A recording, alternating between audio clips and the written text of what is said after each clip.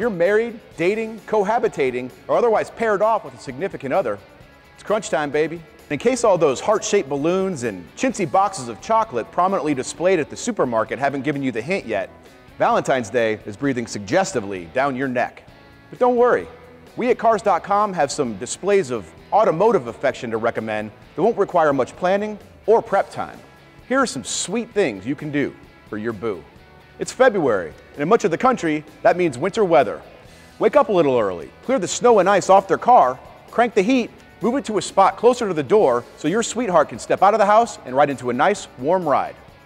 Have a steaming hot cup of cocoa waiting for them in the cup holder, and maybe stash some chocolates in the console or the glove compartment for a sweet discovery.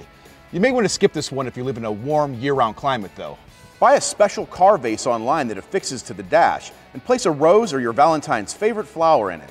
Fill up their tank with gas. Trust us, a full tank equals a full heart no matter who you are.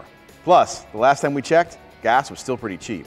Take their car for a good professional wash and interior detailing, or if it's warm enough out and you really want to show you care, give it a good cleaning yourself.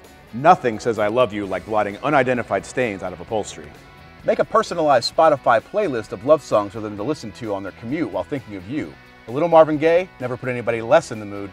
Go for a spirited drive in a sports car.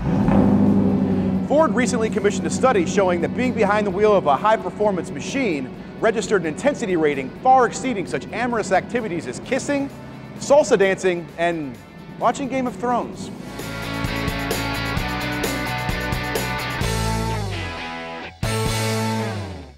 She loves me, she loves me not. She loves me, she loves me not. She loves me.